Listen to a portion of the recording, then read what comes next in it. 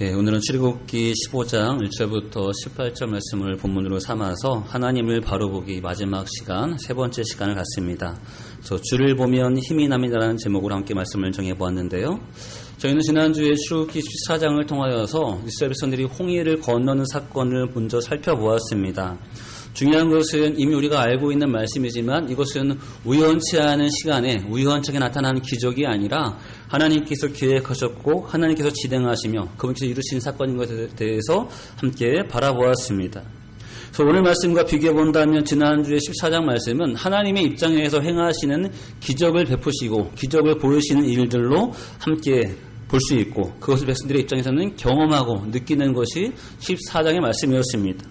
알고 있었던 바를 때로는 구했던 바를 누리는 것이 아니라 하나님의 계획 속에서 진행되어지지만 백성 한 사람 입장에서는 전혀 생각하지 못했던 주님의 손길과 능력을 직접 본 것이고 직접 경험하게 된 사건이 출애굽기 14장 말씀이었습니다. 우리가 이 말씀을 대할 때 한 가지 보았던 중요한 사실은 여러분과 제가 살아가는 모든 시간의 삶 가운데 주님께서 함께 하시고 계시다는 것이고 함께 하신다는 계신다는 것은 단순히 공간적인 의미에서 함께 계시다는 것이 아니라 그분께서 계획하시고 그분께서 진행하시는 일이 이 세상의 모든 일임에 대해서 바라보는 시선을 갖는 시간을 좀 가졌습니다. 그리고 그것은 단순히 하나의 사건이 아니라 우리 일상 가운데 있어진 것임을 바라볼 때 여러분과 저의 삶 가운데 하나님께서 함께 계신다는 사실을 보기를 힘썼던 시간이 지난주 보았던 말씀이었습니다. 자, 오늘은 본문적으로 지난주와 이어지는 말씀인데요. 이제 홍해 사건을 경험했던 그들, 하나님께서 보여주셨고 하나님께서 이루셨던 그들을 그 가운데 경험했던 그들이 이제는 그들의 입장에서 고백하는 신앙의 고백이 15장의 말씀입니다. 제 성경에는 모세의 노래라고 표현되어 있어서 오늘 본문이 소개되고 있는데요. 아마 여러분 성경에도 마찬가지로 소개됐다고 생각이 되어집니다. 모세가 고백하고 있는 내용들이고 그리고 그것은 그 시대에 같은 장소에 있었던 유시알의 고백과 같은 의미에서 함께 좀 살펴볼 수 있습니다. 여러분 이것은 홍해를 경험한 직후에 경험한 노래하는 그들의 심정이고 그들의 마음입니다. 그들의 평생 동안 고백하는 신앙의 고백이기보다는 가장 직접적으로 주의 은혜를 목도한 자들이 그 은혜 가운데 고백하고 있는 찬양의 고백이 15장의 말씀입니다. 그래서 사실은 백성들이 이렇게 고백하고 있지만 그들의 평생에 이런 고백같이 살아가지 못할 수도 있었다는 것이죠. 평생에 그들은 이런 고백과 같이 온전하게 승리하게 살아가지 못했던 모습을 우리는 보게 되어집니다. 그러나 그럼에도 불구하고 이 고백에 주는 도전이 있고 이 고백에 주는 은혜가 있습니다. 여러분과 제가 이 말씀을 대할 때 이제 주의 은혜를 경험했던 그들, 그 은혜를 목도했던 그들이 하나님을 어떻게 보고 있는지, 어떻게 그분을 고백하고 있는지, 어떻게 그분을 의지하고 있는지에 대해서 함께 살펴보면서 여러분과 저의 올 하나의 삶이 하나님을 보되 이러한 능력과 이런 마음으로 나아가는 우리가 되기를 주의 이름으로 축원합니다. 자, 먼저 볼 수 있는 첫 번째 사실은 무엇이냐면 모세와 백성들이 특별한 시선으로 홍해 사건을 바라보고 있다는 사실입니다. 그들은 이미 경험했습니다. 그 한가운데가 아니라 이 홍해를 건넜습니다. 그러나 지금 이 홍해 사건을 다시 들여다볼 때 이 특별한 시선으로 이것을 보고 있다는 것이죠.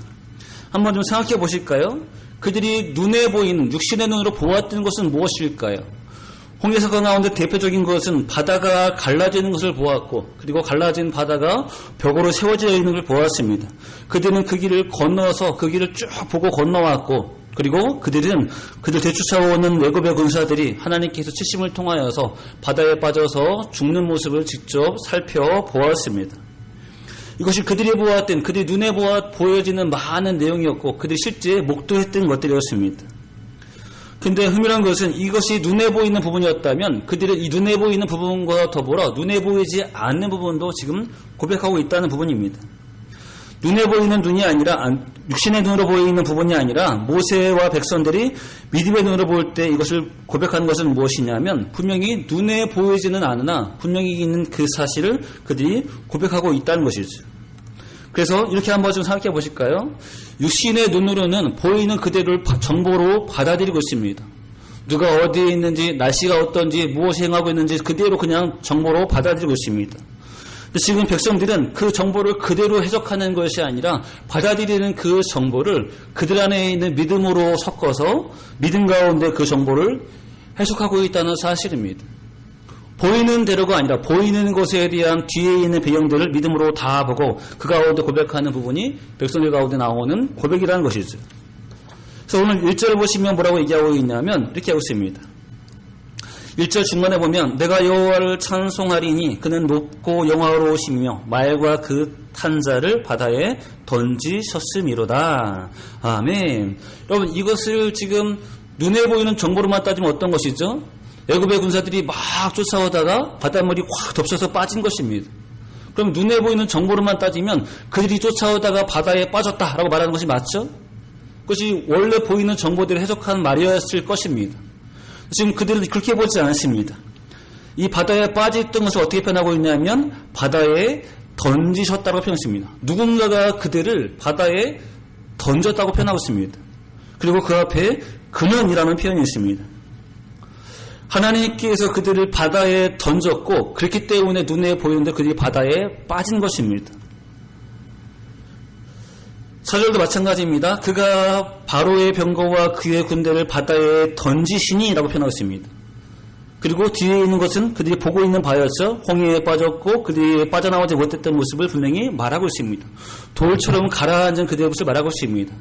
분명히 눈에 보일 때에는 그들이 돌처럼 가라앉아서 바다에 빠진 것이지만 그 전에 무엇을 보았냐면 하나님께서 그들을 바다에 던지셨다는 것을 그들이 보고 있습니다. 여러분 8절도 마찬가지입니다. 우리 8절 한번 같이 읽어볼까요? 8절 있습니다. 시작.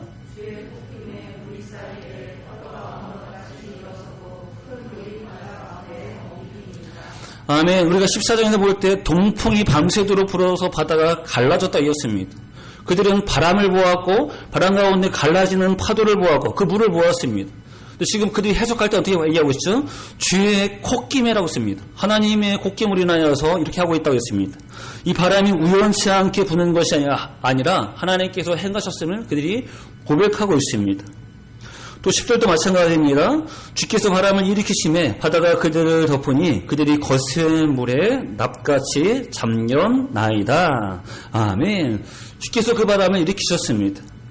여러분 무엇이 보이시죠? 분명히 눈에 보이는 정보는 바다와 홍해와 그리고 애굽의 군사들이 빠진 것이 그 정보의 전부입니다. 그러나 그들은 이 정보를 해석할 때 하나님께서 행하셨고 하나님의 능력이 길 가운데 나타났다고 그들이 분명히 보고 있다는 것이죠. 그럼 무엇이 보입니까?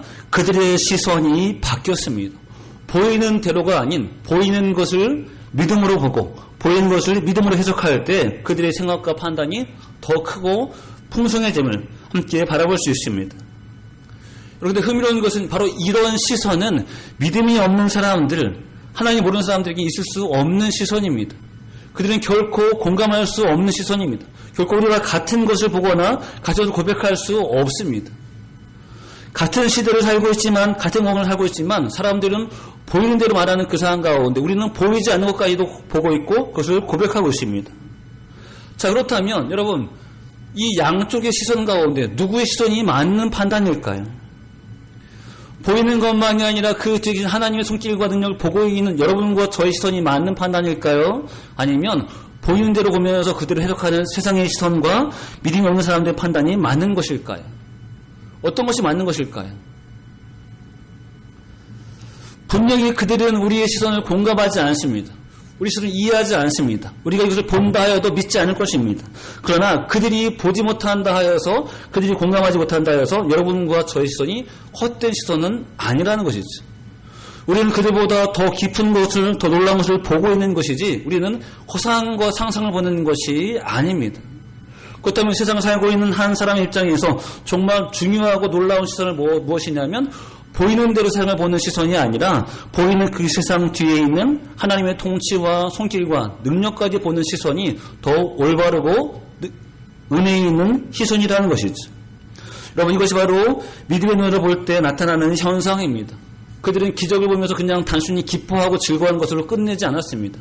이 모든 것이 그분의 손에 의해서 그분의 콧김에 의해서 그분의 바람에 의해서 이루어졌음을 그들이 고백하고 있다는 사실이죠. 여러분과 저에게는 이런 시선이 있으십니까? 이런 깊은 시선 여러분과 저의 삶을 함께 바라보고 있으십니까? 여러분 지금 대표적으로는 홍해 사건을 두고 이 부분을 우리가 살펴보고 있습니다.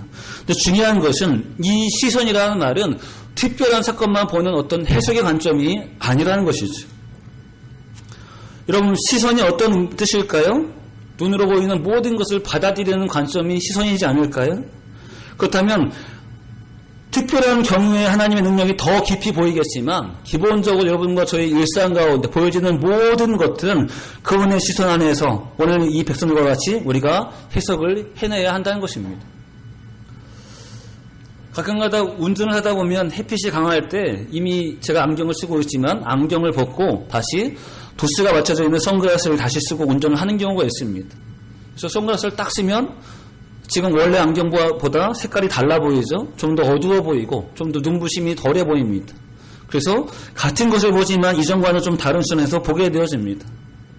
여러분, 우리 시선이 어떻게 바뀌어져야 할까요? 어쩌면 믿음이 없는 시선은 보이는 대로 그대로 받아들이는 시선이었다면 이제 여러분과 제가 바라보는 믿음의 시선은 바로 그 위에 마치 선글라스가 덧입혀져 있는 것 같습니다. 우리가 안경을 안 쓰는 사람이었다면 여러분과 제가 보고 있는 그 시선 가운데 믿음의 시선이라는 안경이 여러분과 저 위에 덧입혀진 것이 여러분과 저의 시선이 되어져야 한다는 것이죠.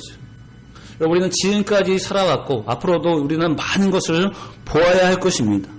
근데 오늘 백성들이 주는 도전은 무엇이냐면 믿음이 있는 사람은 보이는 대로가 아닌 그 뒤에 있는 것까지 보는 믿음의 시선이 있다는 사실입니다. 그것이 여러분과 저에게 있어지는 불행의 일이든 때로는 재앙의 일이든 재난의 일이든 아니면 축복과 은혜의 일이든 양편 다 하나님의 시선과 하나님의 뜻을 볼 수 있는 여러분과 저의 믿음이 있어야 할 것입니다. 이제부터 우리의 시선이 이렇게 바뀌어지고 더 성숙해지고 더 커지기를 주의 은혜로 주의 이름으로 축원합니다. 자, 두 번째 보시는 것은 이렇게 하나님을 믿음으로 시선을 보았던 그들의 반응 가운데 두 번째는 무엇이냐면 하나님이 진정한 자신들의 소망 되심을 그들이 노래하고 있다는 부분입니다. 아, 재밌었어, 아, 좋았어라고 끝내는 것이 아니라 이 홍해 사건이 아니라 앞으로 하나님이 우리에게 소망이 되어지고 능력이 되고 있다는 사실을 그들은 이 사건을 통해서 해석하고 있습니다. 여러분, 분명히 그들은 이벤트를 보았습니다. 바다가 갈라지는 것을 보았고 이벤트를 체험했습니다. 그 바다를 건너왔고 그리고 그것을 무사히 통과했습니다. 실제 보고 실제 체험했죠. 그런데 그들의 고백은 이벤트에 대한 어떤 설레임과 그리움이 아닙니다. 다음엔 언제 또 바다가 갈라질까? 다음에 어떤 게 또 있을까? 어떤 그 정도의 기대가 아니라는 것이죠. 그들은 분명히 이벤트와 같은 놀라운 이적을 경험했지만 그 가운데 마음 가운데 다져지는 것은 무엇이냐면 그들은 지금 이벤트보다 홍해를 건넌 것보다 더 중요한 것은 하나님에 대한 인지가 하나님에 대한 인식이 더욱더 강력히 남아있는 것입니다.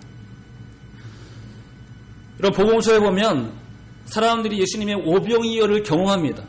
그리고 그들은 그 가운데 어떻게 하면 예수님을 붙잡아 두고자 합니다. 그분을 왕으로 삼고자 합니다. 이유가 무엇일까요? 너무 배불렀어. 너무 좋은 추억 이렇게 하는 것일까요? 저 사람이 우리의 왕이 되면 우리가 앞으로도 계속해서 저 사람이 공급해 주는 것을 배불리 먹을 수 있다는 소망이 생긴 것입니다. 그래서 지금 그들에게는 오병이어가 중요한 것이 아니라 지금 예수님을 붙잡아 놓는 것이 중요한 것입니다. 왜냐하면 앞으로도 쭉 저 사람한테 먹을 것을 공급받고자 하는 의지가 강하기 때문에 그렇습니다. 마치 오늘 백성들이 그런 모습입니다. 홍해를 건넌 것도 너무나 놀라운 것이지만 그들은 지금 홍해에 만족하고 있는 것이 아닙니다. 하나님이 우리의 앞길 가운데 정말 우리를 지킬 수 있는 분이고 우리를 인도할 수 있는 분이라는 것에 대해서 그들이 확신하게 되어집니다. 그래서 그 고백이 여기서 나오고 있다는 것이죠. 여러분, 2절 말씀 좀 긴데 한번 가지고 우리 한번 읽어볼게요. 1절 말씀 있습니다. 시작.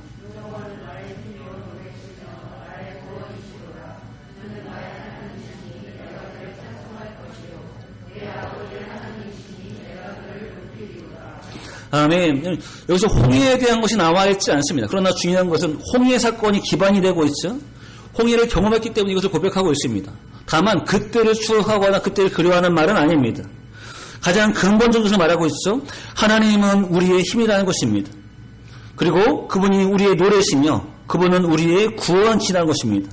그래서 그는 나의 하나님이시니 내가 그를 찬송할 것이요 나의 아버지 하나님이시니 내가 그를 높이로다 했습니다. 그분께서 우리의 능력이 되시고 힘이 되시고 구원이 되시고 언약의 주체가 되시고 우리 조상들을 인도하신 그 하나님이라는 것에 대해서 그들이 직접 고백하고 있습니다. 과거로 근거하지 않고 이 힘과 능력에 대한 고백은, 구원에 대한 고백은 앞으로에 대한 고백입니다. 우리의 삶 가운데도 지금처럼 변함없이 그분께서 힘이 되고 능력이 될 것에 대해서 고백하는 부분이 여기에 포함되어 있다는 것이죠. 그래서 3절에서 말합니다. 여호와는 용사시니 여호와는 그의 이름이시로다. 아멘. 그분은 용사십니다. 앞으로 있을 많은 두려움과 위험에서도 우리를 건져줄 분인 것에 대해서 이렇게 고백하고 있습니다. 이 고백이 있기까지는 가장 기본적으로는 그들은 홍해를 기준으로 말하고 있습니다. 홍해 이적 기준으로 말하고 있습니다. 그러나 중요한 것은 그때 얼마나 좋았는지, 그때 얼마나 기뻤는지 고백하는 것이 아니라는 것이죠. 이제는 그것은 마치 잊은 것과 같습니다. 이제 그들이 고백하는 것은 앞으로 그들을 지켜주실, 앞으로 그들에게 구원자 되신 하나님을 그들이 고백하고 있고 그들의 소망이 되심에 대해서 노래하고 있습니다. 여러분, 이것이 지금 백성들이 보고 있는 또 다른 시선이라는 것이죠. 단순히 다른 시선에서만 끝나는 것이 아니라 이제 그들의 믿음이 더 앞서가고 있고 더 미래를 계획하고 있음을 보게 되어집니다. 이것은 굉장히 중요한 부분입니다. 막연한 기대와 바람을 고백하는 것이 아니라 중요한 원리를 고백하고 있습니다. 그래서 적어도 이런 신앙의 고백으로 하나님 의지하며 살아간다면 적어도 그 백성들에게는 변함없이 이 고백과 같이 하나님께서는 그들에게 힘이 될 것이고 구원이 될 것이고 그들의 용사가 되어 주실 것입니다. 그래서 저는 이렇게 한번 표현해 보았습니다. 이 원리를 우리가 이렇게 볼 수 있습니다. 적어도 그들의 신앙이 변질하여서 하나님을 떠나지 않는 한, 그들이 하나님을 버리지 않는 한 이 복은 그들에게 계속 임한다는 것이죠. 그러나 안타깝게도 백성들이라 할지라도 이 복을 쭉 못 누리지 못하는 이유는 무엇이냐면 하나님께서 변하셔서가 아니라 그들의 신앙의 고백이 변했기 때문입니다. 그들의 신앙이 틀어졌기 때문에 그들은 이제 원래 고백했던 은혜와 복이 아니라 다른 것을 그들이 받게 되어진다는 것이죠. 하나님이 다윗과 언약을 맺으실 때 1000대의 복을 약속하십니다. 왜 1000대일까요? 딱 1000대까지일까요? 그렇지 않겠죠? 무너지지 않는 계속되는 복을 약속하십니다. 다만 그 복의 전제가 무엇이냐면 다윗과 같은 신앙과 믿음으로 주 앞에 서 있을 때 그가 다윗이든 다윗의 후세 그 누구이든 관계없이 그들은 다윗과 같은 복을 쭉 누릴 것에 대해서 약속해 주십니다. 그들의 신앙이 확실하다면 이것이 그들의 쭉 이어짐을 볼 수 있습니다. 여러분, 적어도 지금 이들의 고백 가운데 중요한 것은 무엇이냐면 그들은 지금 믿음으로 하나님께서 정말로 우리한테 소망이 되시고 우리가 능력이 되심을 보고 있고 그 소망과 그 능력을 지금 찬양하며 기대하며 나가고 있다는 사실입니다. 여러분과 저도 마찬가지입니다. 우리가 주를 믿음으로 보아야 되는 이유가 무엇일까요? 과거의 사건을 추억하기 위해서일까요? 과거에 받은 은사와 은혜를 추억하기 위해서일까요? 지금은 별론데 그땐 참 좋았어, 그땐 참 은혜 받았다라는 것을 말하기 위해서일까요? 그렇지 않습니다. 오늘 우리가 주님을 보는 이유는, 오늘 우리가 주를 보는 시선이 바뀌어져야 되는 이유는 무엇이냐면 여러분과 저의 미래의 소망 되신 그분을 노래하기 위해서입니다. 올 한 해 우리의 힘이 되어주실, 올 한 해 우리의 구원이 되어주실, 올 한 해 우리를 위한 용사가 되어주실 그분을 보기 위해서 우리 믿음을 하나님을 보는 것입니다. 오늘 제목이 주를 보면 힘이 납니다라는 것이겠죠. 주를 보면 그분의 힘이 여러분과 저에게 임하는 것입니다. 그 소망이 우리에게 능력이 되어지는 것입니다. 여러분, 백성들의 이 찬양과 고백이 여러분과 저의 고백이 되어지기를 주의 이름으로 축원합니다. 자, 그리고 이제 이어지는 마지막 세 번째를 함께 볼 수 있는 중요한 것은, 여러분, 이제 그들은 앞으로의 삶을 두고 그들의 모습이 담대함과 당당함으로 나가고 있다는 사실입니다. 홍해를 건넌 직후의 지금이 아니라 이제 앞으로 살아가는 그들의 위치가 얼마나 당당하고 담대한지를 그들이 고백하고 있습니다. 먼저 6절과 7절을 보실까요? 자, 이것은 그들이 경험했던 과거의 사건, 홍해의 사건입니다. 볼까요? 6절 볼까요? 여호와여 주의 오른손이 권능으로 영광을 나타내시니이다. 아멘. 여기까지 볼까요? 이것은 뭘 얘기하는 것일까요? 주의 오른손이 권능을 나타냈습니다. 홍해를 비유한다면 바다가 갈라지는 것이겠죠? 그들이 경험한 것입니다. 6절 후반부에 여호와의 주의 오른손이 원수를 부수시니이다. 이건 뭘까요? 애굽의 군사들이 바다에 빠지는 것이겠죠. 7절도 마찬가지입니다. 주께서 주의 큰 위엄으로 주를 거스리는 자를 엎으시니이다. 주께서 진노를 발하시니 그 진노가 그들을 지푸라기같이 사르시니이다. 아멘. 마찬가지로 애굽의 군사들이 무너지는 것을 지금 말하고 있습니다. 이것은 그들이 보았던 이미 지나온 홍해 사건에 대한 회상이고 그것에 대한 고백인 것을 볼 수 있습니다. 자, 그런데 백성들의 고백은 여기서 끝나는 것이 아니라 11절부터 18절까지 이어지는 말씀이 이제 보고 있다는 것이죠. 이제는 홍해 사건이 아니라 그들이 앞으로 나타날, 그들이 앞으로 경험할 일을 두고 그들이 이렇게 담대함을 고백하고 있습니다. 자, 흥미로운 것은 이렇게 담대함과 당당함을 고백하는 백성들이 정말 그렇게 멋있게 인생을 다 살지는 못했다는 점입니다. 아까 제가 말씀드렸죠. 지금 분명히 신앙으로 고백하고 있지만 이 광야 생활에 이스라엘 보게 되어지면 그들 역시 마찬가지로 원망하고 불평하고 불신하며 하나님께 원하시는 그 믿음의 고백들을 제대로 살지는 못했습니다. 그러나 그럼에도 불구하고 그들이 잘 살지 못했기 때문에 이 고백이 거짓되다라고 이해할 수는 없다는 것이죠. 적어도 지금의 이 고백은 은혜가 충만한, 믿음이 충만한, 기적과 이적을 경험한 그들의 심정에 의해서 고백하는 참된 고백인 것을 볼 수 있습니다. 그래서 이 말씀의 의미가 중요하다는 것이죠. 자, 볼까요? 우리 11절 한번 같이 읽어보실까요? 11절 말씀 있습니다. 15장 11절 있습니다. 시작.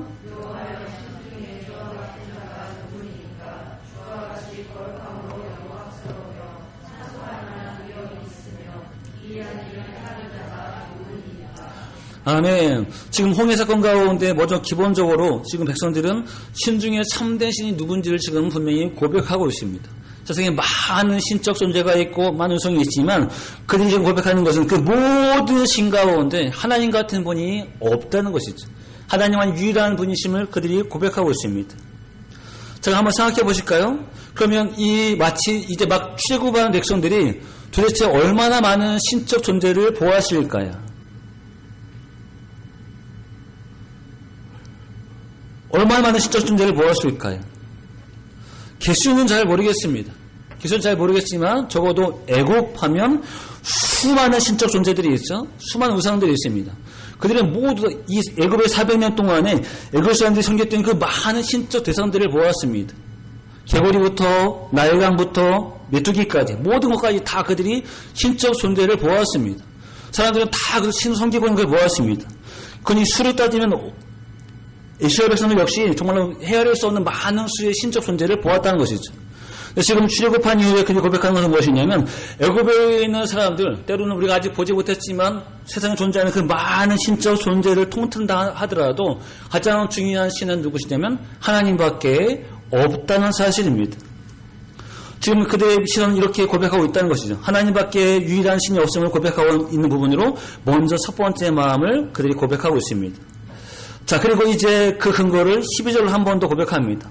주께서 오른손을 드신즉 땅에 그들을 삼켰나이다. 아멘. 홍해만이 아니라 그들이 경험했던 많은 사건들을 지금 첨부로 이렇게 말하고 있습니다. 자, 그리고 이제 13절 말합니다. 지금 그들이 가는 길에 대해서 자신들의 길이 어떤 길인지를 한 번 더 고백합니다. 주의 인자하심으로 주께서 구속하신 백성들을 인도하시되 주의 힘으로 그들을 주의 거룩한 처소에 들어가게 하시나이다. 아멘. 여러분 보실까요? 홍해를 건넌 백성들이 이제 걸어가는 길은 이전과 같은 광야 길이 아니라는 것이죠. 이제 앞으로에 대한 길의 해석의 관점이 바뀌었습니다. 어떤 길이죠? 주께서 백성들을 인도하시는 길입니다. 그리고 그 길은 하나님께서 예비하신 거룩한 처소로 향하여 가는 길입니다. 홍해를 건너기 전과 건넌 후가 달라졌죠. 여러분, 근데 중요한 것은 이전과 똑같이 그들이 앞으로 걸어가야 될 길 역시 계속 광야 길입니다. 어쩌면 더 힘든 광야 길입니다. 결코 환경적으로 나아진 것이 없습니다. 그러나 바라보면서 무엇이냐면 내가 이제 걸어가는 길은 나 혼자 가는 길이 아니라 하나님께서 택한 받은 자의 길이고 나의 길은 알 수 없는 미래를 걸어가는 길이 아니라 주께서 예비하신 처소 향해서 가는 길임을 그들이 고백하고 있습니다. 여러분, 이 길이 여러분과 저의 길이지 않겠습니까? 우리는 똑같이 2021년을 살아가고 있고 사람들과 같은 환경에서 살아가고 있습니다. 그러나 우리는 주어져 있는 시간을 그냥 보내기 위해서 허비하기 위해서 사는 것이 아닙니다. 우리가 살고 있는 길은 하나님께서 택하신 백성들의 길을 걸어가고 있는 것이고 여러분과 저의 끝은 하나님 예비하시는 처소 향해서 가고 있는 길임을 고백하고 있습니다. 하나님에 대한 인식이 바뀌었고 길에 대한 인식이 바뀌었고 이제 그들이 고백하는 것은 이제 걸어가는 그 삶 가운데 담대함이 넘쳐납니다.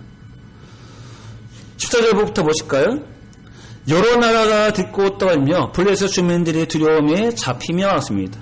지금 이 백성들의 모습을 볼 때 그들이 걸어갈 때 많은 나라들이 듣고 떨 것이며 블레셋 주민들이 두려워할 것을 말하고 있습니다. 또 15절부터 보시면 에돔이 때로는 모압이 때로는 가나안의 주민이 이들을 보면서 무서워할 것에 대해서 말하고 있습니다. 우리 16절 한번 16절 읽어볼까요? 16절 있습니다. 시작.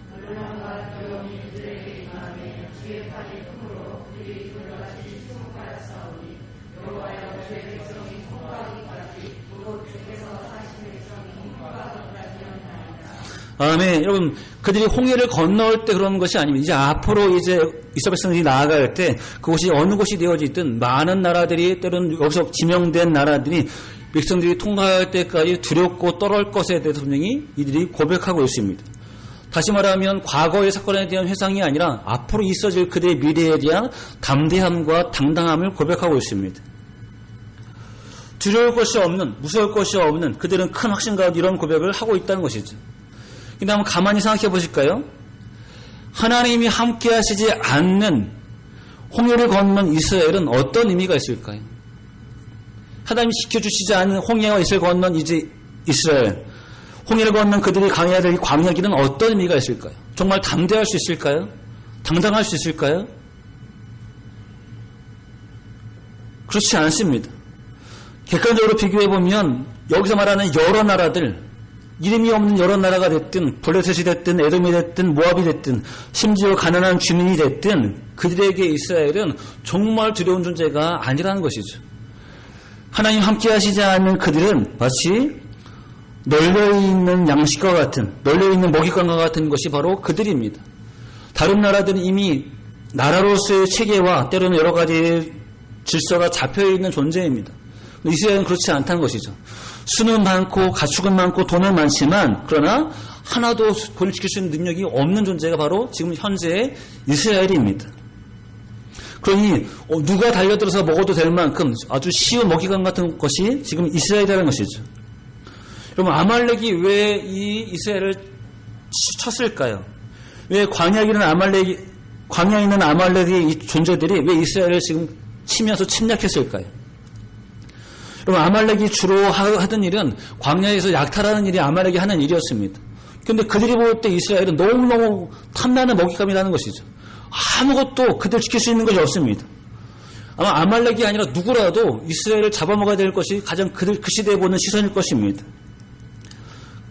그러니 아말렉이 있으면 충분히 이해가 된다는 것이죠. 여러분, 하나님이 왜 아말렉을 그렇게 싫어하실까요?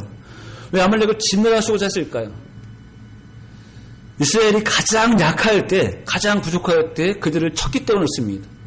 하나님도 아십니다. 내가 그들을 지켜주지 않으면 그들이 얼마나 약한지를 아십니다. 가장 약한 존재를 아말렉이 탐냈기 때문에 하나님이 그 아말렉의 그 탐심을, 그 악함을 끝까지 기억하시고 그들을 진멸하시고자 선언하셨습니다. 그럼 이제 다시 원래로 돌아가 볼까요? 도대체 이스라엘은 뭘 믿고 앞으로의 광야의 길을, 앞으로의 삶을 이렇게 담대함과 당당함으로 고백하고 있을까요? 자신들을 보면 아무것도 보일 것이 없습니다. 그러나 그들은 지금 여러 나라들, 블레셋, 에돔, 가나안 그 누구도 두려워하지 않는 고백을 하고 있다는 것이죠. 왜냐하면 에돔을 보아서가 아니라 가나안을 보아서가 아니라 그들과 함께 하시는 하나님을 보고 있기 때문에 그렇습니다. 여러분, 그들의 존재가 완전히 소멸됐기 때문에 기뻐하는 것이 아닙니다. 블레셋은 계속 존재하고 있고 가나안도 계속 존재하고 있습니다. 한 번도 없어진 적이 없습니다. 아직까지는. 그러나 그럼에도 불구하고 그들은 그것을 바라보기 때문에가 아니라 하나님을 바라보기 때문에 그 모든 것이 두려움으로 임하지 않는다는 것이죠. 무서움으로 임하지 않습니다.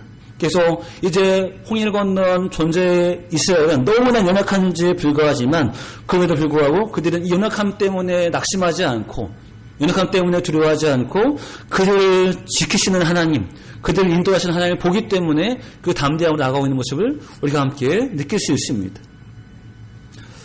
여러분, 한 가지 흥미로운 사실이 있습니다. 여러분, 이 담대함이 그냥 자신들에 향한 어떤 자기 체면일까요? 실제는 아무것도 없는데 그냥 자신을 안도하기 위한 체면일까요? 여러분, 그렇지 않습니다. 지금 적어도 이 고백은 믿음의 고백이죠. 믿음으로 고백하고 있는 부분이죠. 이 고백에 무엇이 있냐면 힘이 있습니다. 하나님의 백성들이 이스라엘이 하나님께 범죄하여서 벌받을 때를 빼놓고 이스라엘 역사를 바라보게 된다면 하나님 정말로 많은 나라로부터 그들을 지키십니다. 블레셋으로부터 에돔으로부터 심지어 가나안을 정복하게 하기까지 하나님 그들에게 이 고백대로 그 결과를 누리게 하신다는 것이죠. 제가 이 말씀을 묵상하면서 이런 사실을 발견했습니다. 볼까요?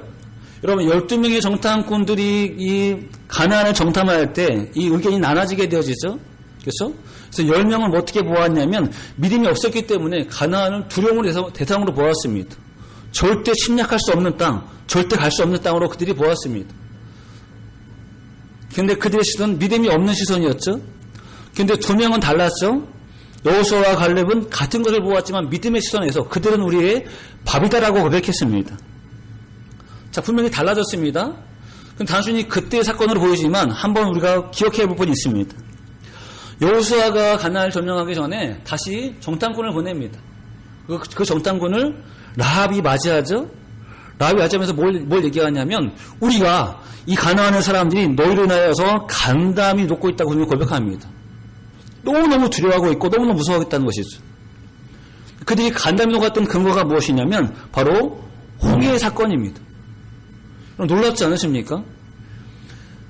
가나안 사람들이 이미 40년 전에 있었던 그 홍해 사건을 보고 있고 그 홍해 사건 때문에 지금까지도 두려워하면서 떨고 있습니다. 그럼 다시 원래로 돌아가 볼까요? 12정탐꾼은 홍해를 건너온 다음에 나타났던 사건이었습니다. 그러면 보세요. 10명은 믿음이 없이 볼 때에는 그 땅은 너무너무 두려운 땅이었는데 이미 40년 전에 가나안 땅은 하나님께서 예비하신 땅이었습니다. 하나님 예비하신 밥과 같은 땅이었습니다. 전혀 다르죠? 지금 이 홍해를 건넌 그들의 고백, 하나님께서 우리를 담대하게 하실 것이고 우리가 갈 때 그 누가 됐든 그들은 두렵고 떨 것이라는 이 고백이 자기 체면이 아닙니다. 믿음으로 고백하고 있고 그 믿음은 실제 그 시대로부터 시행되고 있다는 것이죠. 그럼 보실까요? 가나안 백성 입장에 보면 이 홍해 사건이 40년 전이 충격적일까요? 아니면 40년 후가 충격적일까요? 어쩌면 충격의 강도로 얘기한다면 바로 그 사건을 들었던 그 시대가 훨씬 더 충격적이었을 것입니다. 이미 그 사건을 듣고 40년이 지난 후기 때문에 그 충격은 훨씬 더 완화됐을 것입니다. 그런데 무엇이 보이죠? 지금까지도 그들은 두려워하고 있습니다. 이제 잊혀질만 한데 이제 별거 작은 것처럼 여겨질만 한데 지금까지도 그들은 홍해 사건을 기억하고 있고 지금 그들은 가나안 땅에서 두려워하고 있습니다.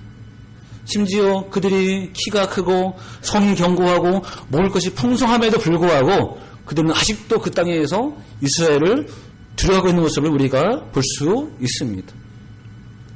여러분과 저도 마찬가지지 않을까요? 마치 홍해를 갓 건넌 이스라엘처럼 우리만 보면 별로 볼품이 없습니다. 담대할 이유가 없고 당당한 이유도 없습니다. 무엇 하나 자신 있는 것이 하나도 없습니다. 그러나 중요한 것은 바로 그 이스라엘에게 하나님께서 함께 하실 때 바로 그 이스라엘이 하나님을 바라볼 때 그들의 시선이 바뀌어진다는 것이죠. 앞으로의 인생이 막막하고 두려운 인생이 아니라 앞으로의 시간이 너무너무 두려운 길이 아니라 그들은 어디를 가든지 무서워할 이유가 전혀 없고 어디를 가든지 기죽을 이유가 전혀 없습니다. 왜냐하면 그들이 만만해서가 아니라 상대가 만만해서가 아니라 하나님께서 함께 하심을 믿음으로 보고 있기 때문에 그렇습니다. 이제 말씀을 마지막으로 정리하고자 합니다. 여러분 저는 하나님을 보아야 될 이유에 대해서 3번의 시간을 함께 말씀을 가졌습니다. 여러분 왜 그럴까요?